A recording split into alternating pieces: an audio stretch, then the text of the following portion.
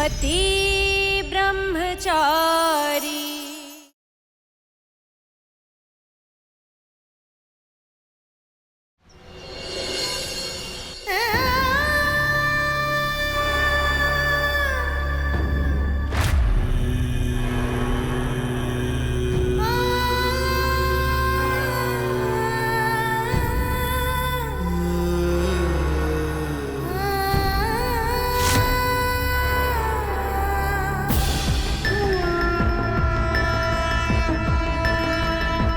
हाँ ईशा जी। सूरज, सूरज तुम कहाँ पर हो? फोन क्यों नहीं उठा रहे हो? ना तुम, ना काव्या, ना कोई और। कहाँ पर हो तुम सब? तुम सब ठीक हो ना? क्या हुआ है कल से? कोई भी फोन नहीं उठा रहा है, वरना तो एक कॉल पे फोन उठा लेते हो। बोलो। सूरज कोई जवाब क्यों नहीं दे रहा है? इतना सुनाने पर तो लड़ पड़ता मुझसे। सूरज, सूरज तुम चुप क्यों हो? बोलो कुछ। सूरज तुम ठीक हो ना? वहां पर सब ठीक है? क्या चल रहा है? बोलो कुछ।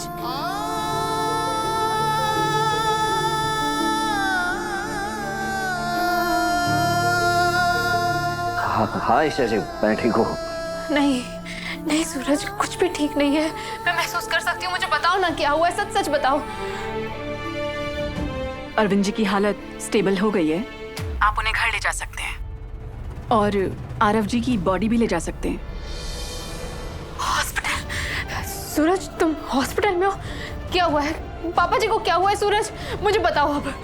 हाँ ईशा जी, वो मैं हॉस्पिटल में हूँ। पापा और आरव का एक छोटा सा एक्सीडेंट हो गया था, इसलिए मैं आपके एकेडमी के लिए नहीं निकल पाया। अब चिंता मत कीजिए, यहाँ सब ठीक है, मैं मैनेज कर लूँगा।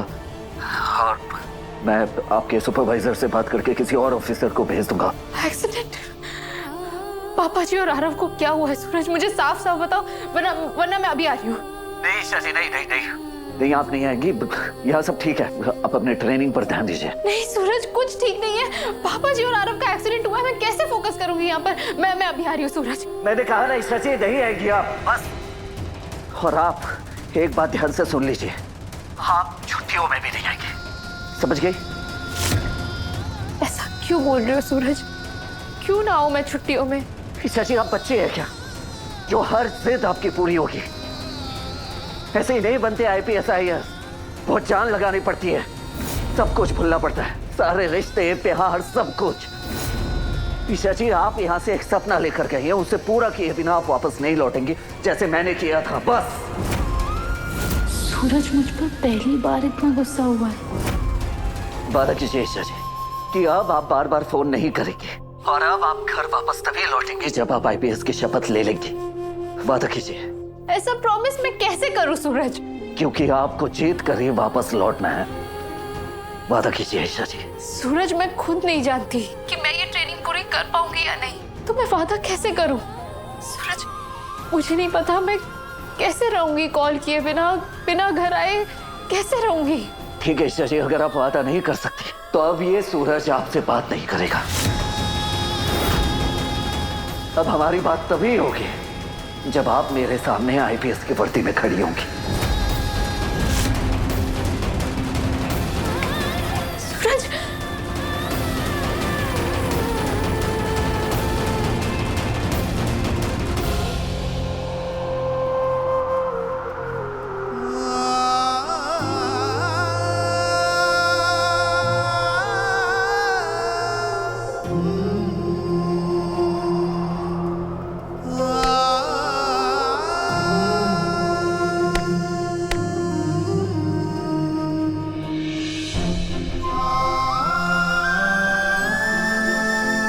सूरज बेटा, तेरा ये बाप इस कर्ज के बोझ तले मरना नहीं चाहता। कैसा कर्ज बाबा? तुझे IAS बनता हुआ देखना चाहता हूँ।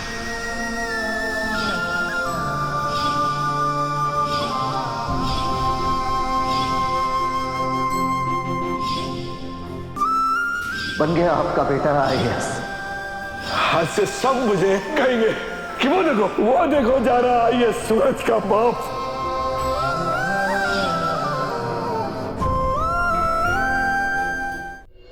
ईशा, तुम जल्दी चलो, सर बुला रहे हैं।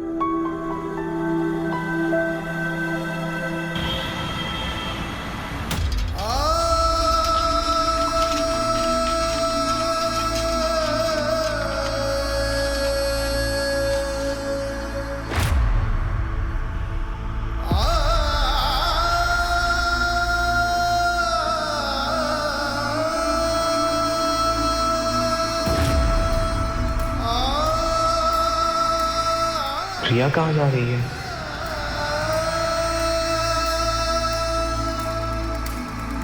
किस बात की सजा दे रहे हैं आप? एक पल की खुशी का हकदार नहीं है क्या मेरा परिवार? क्या गुनाह किया है सामने? रिया भगवान जी से क्यों लड़ रही है?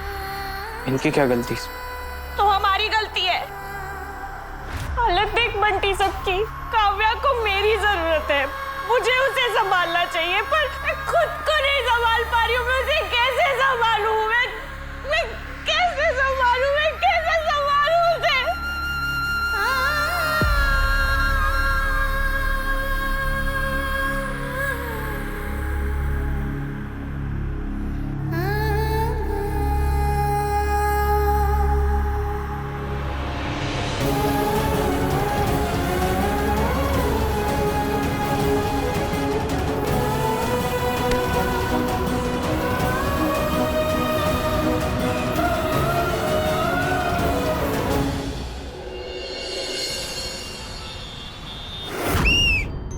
कैडेट्स, नेक्स्ट टास्क, ये जो सैंडबैग्स रखे हुए हैं इनको पॉइंट ए से लेकर पॉइंट बी तक लेकर जाना है।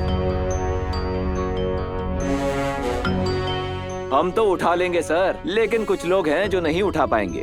क्या है कि उनको खीर खाने को नहीं मिली ना। सर आज देख ही लेते हैं किसमें कितनी ताकत है। ये क्या बोल रही हो तुम? वो लोग तो उठा लेंगे, पर तुम कैसे कर पाओगी?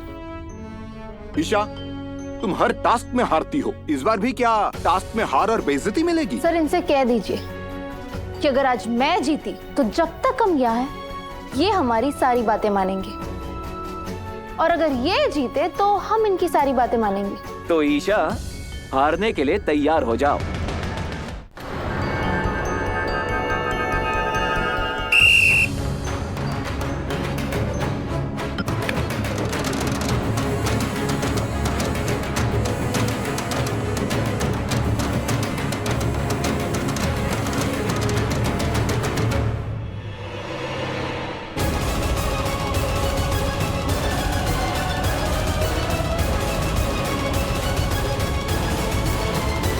ये क्या कर रही हूँ? जाओ जल्दी।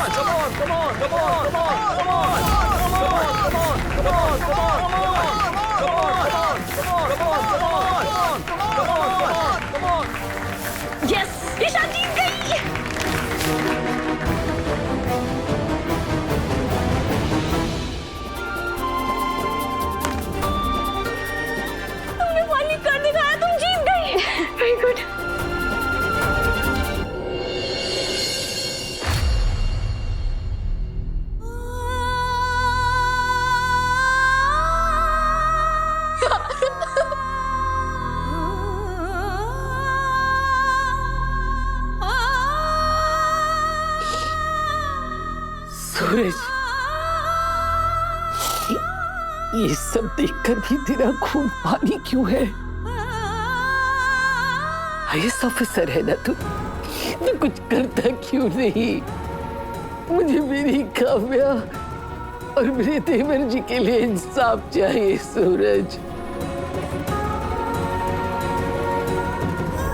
सूरज जी, एक वकील होने के तौर पर आपको मेरी जो मदद चाहिए होगी मैं सब करूंगी, लेकिन उन लोगों को आप बिल्कुल छूटने मत दीजिएगा। ताई माँ, काव्या, आरव और पापा के गुनहगारों को सजा मिलकर ही रहेगी, वरना मेरे आईएएस बनने का कोई मतलब नहीं। अब ये शौक मैं तभी मनाऊंगा जब उस बिल्डर और उसके आदमियों को भी जेल के सलाखों के पीछे पहुंचाऊंगा।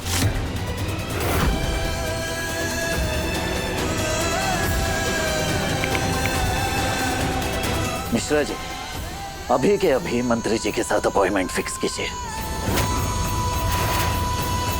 सर, ईशा ने चीटिंग की है। सैंडबैग उठा कर लेकर जाने थे, खींच के नहीं। रिलैक्स। कई बार लाइफ में सिचुएशन ऐसी आती है जब जीतने के लिए ताकत की नहीं, दिमाग की जरूरत होती है, और ईशा ने ये कंपटीशन अपने दिमाग से जीता। Well done Isha. यस। ये गलतफहमी अपने दिमाग से निकाल दो कि लड़कियां लड़कों से कमजोर होती है, समझे? सर, मुझे आपसे इम्पोर्टेंट बात करनी है। हाँ ईशा। सर, वो मुझे 2 दिन की छुट्टी चाहिए, घर जाना है। ईशा, आज की जीत ये तय नहीं करती कि आने वाली चुनौतियां भी तुम ही जीतोगी।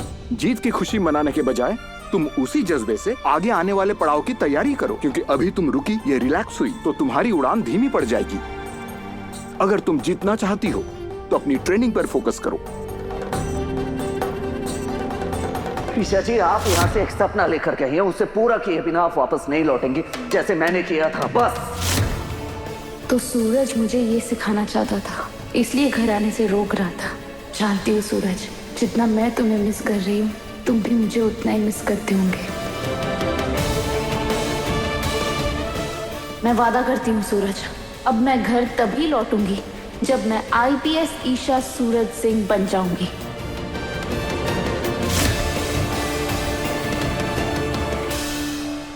सर, छुट्टी नहीं चाहिए, पर आप 2 मिनट के लिए अपना फोन दे सकते हैं प्लीज? ईशा, ये रूल्स के खिलाफ है। सर प्लीज, मैं कॉल नहीं करूंगी, बस मैसेज करूंगी प्लीज।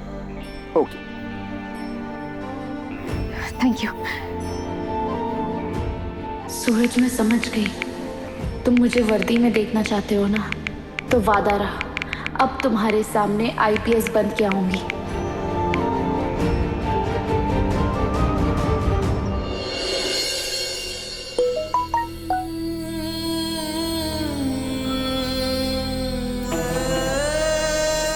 माफ कर देना ईशा जी, इस वक्त मैं आपको घर की हालात नहीं बता सकता।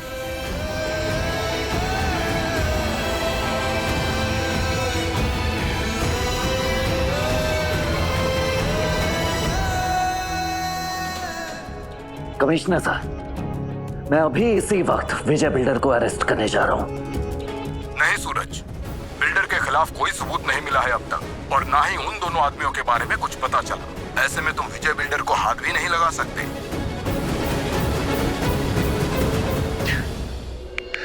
सर, मंत्री जी ने मीटिंग का टाइम देने से मना कर दिया है सर। भैया नमस्ते। आप दोनों ने पापा का साथ दिया था, आप दोनों गवाही देंगे ना विजय बिल्डर के खिलाफ? बेटा, तुम एक आईएएस ऑफिसर हो। जब तुम्हारे परिवार के साथ उन बदमाशों ने ऐसा किया तो हमारे परिवार हमारे बच्चों को थोड़ी ना छोड़ेगा। हमने सुना कि उस बिल्डर के सर पे मिनिस्टर का हाथ है। हमें माफ कर देना बेटा, हमसे कुछ नहीं हो पाएगा।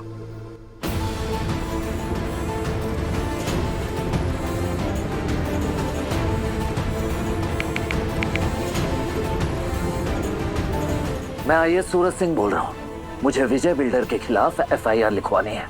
ऊपर से ऑर्डर आया है सर, हम विजय बिल्डर के खिलाफ कोई एक्शन नहीं ले सकते। अगर आपकी एफआईआर लिखूंगा तो नौकरी चली जाएगी मेरी।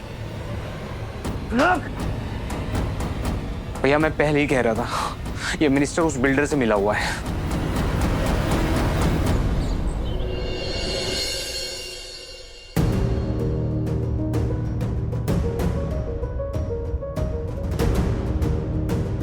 सूरज, वो बिल्डर और उसके गुंडे जेल पहुंच गए ना? मुझे पता था सूरज जी, अगर आप गए ना तो उन गुंडों को जेल जरूर पहुंचा कर आएंगे। नहीं दिला पाया न्याय आरव को।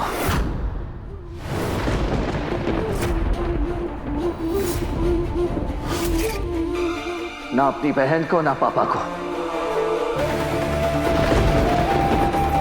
क्योंकि इस देश को चलाने के लिए जिस सिस्टम की जरूरत है वो सिस्टम पूरी तरह से भ्रष्ट हो चुका है।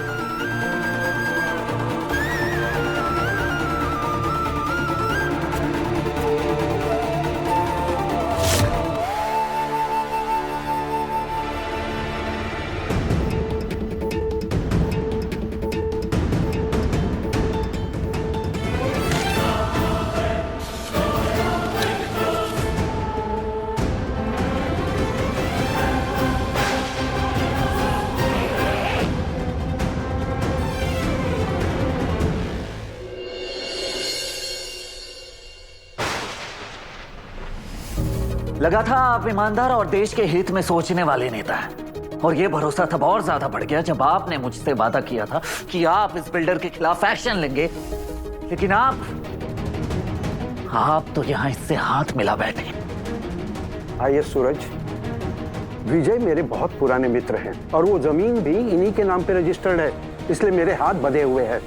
पर तुम चिंता मत करो, स्कूल बनेगा और उसके लिए मैं तुम्हें जगह दिलवाऊंगा कहीं और, वादा रहा मेरा। और ये क्या तरीका है? आप बार बार सीधा अंदर घुसाते हो। आपके पीए ने आपको बताया नहीं क्या? मिनिस्टर साहब आपसे मिलना नहीं चाहते। मिलना तो इन्हें पड़ेगा, क्योंकि इन्होंने मुझसे वादा किया था कि ये सब कुछ ठीक कर देंगे।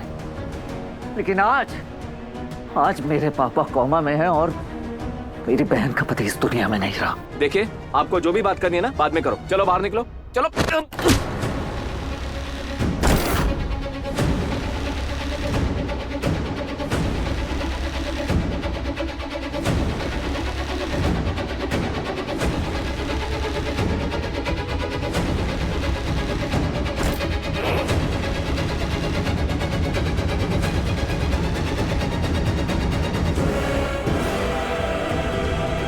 तो मंत्री जी बिक चुके हैं। अब ये आईएएस सूरज आपसे वादा करता है कि आपकी सच्चाई सारी दुनिया के सामने लाकर रहूंगा। बच सकते हैं तो बच कर दिखाइए। आईएएस सूरज, इस कुर्सी तक पहुंचने के लिए मैंने तुम्हारे जैसे न जाने कितने आईएएस का सर कुचला है। एक बयान, सिर्फ एक बयान मीडिया में दूंगा कि तूने आईएएस होने का फायदा उठाकर वो जमीन अपने बाप को बेची जो सालों से विजय बिल्डर की थी, और उसके बाद ना तो तू आईएएस रहेगा और ना ही तेरी ये अकड़ रहेगी।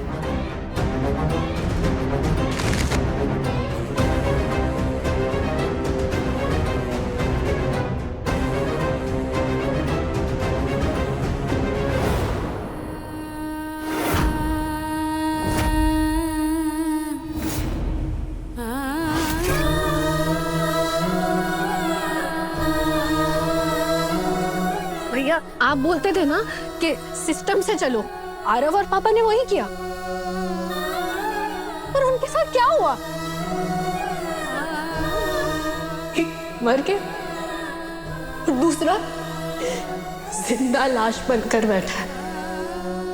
ऐसा है आपका सिस्टम? हाँ, ऐसा है आपका सिस्टम?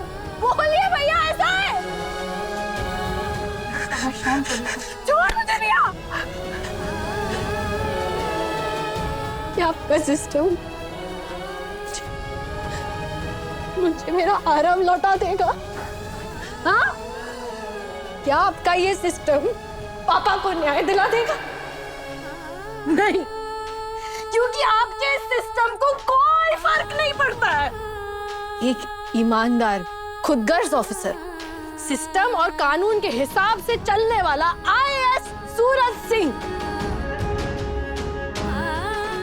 उसके घर वालों को तक इंसाफ नहीं मिला, आम आदमी कहाँ जाएगा? जवाब दीजिए मुझे भैया, कहाँ जाएगा? बोलिए, कहाँ जाएगा?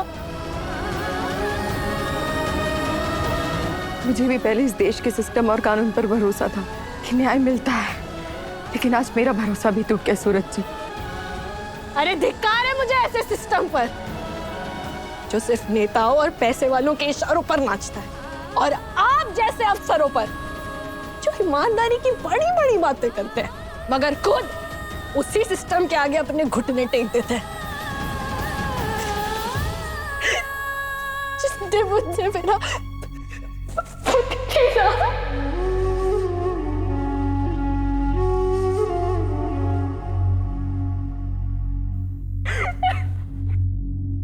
काव्या, अरे शर्म आती है मुझे आपके आईएएस होने पर, शर्म आती है।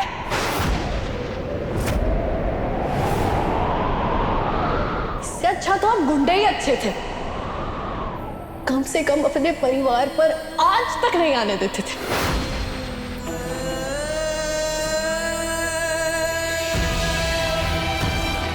अरे लोग कांप उठते थे खौफ से आपके परिवार के तरफ नजरें उठाकर देखने से भी पहले।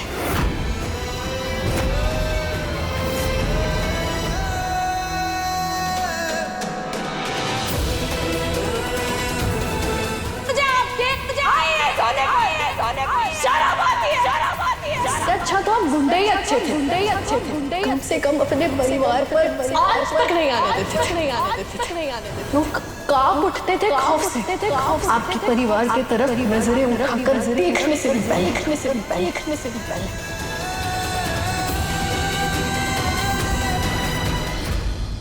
दादा भाई जिंदाबाद, दादा भाई जिंदाबाद, दादा भाई जिंदाबाद, दादा भाई जिंदाबाद। तुमने एक नया रिकॉर्ड बनाया है। I am proud of you. IPS Isha Suraj Singh. दादा भाई गलत के साथ गलत और सही के साथ सही इंसाफ करता है। पति ब्रह्मचारी शाम 7 बजे दंगल टीवी पर।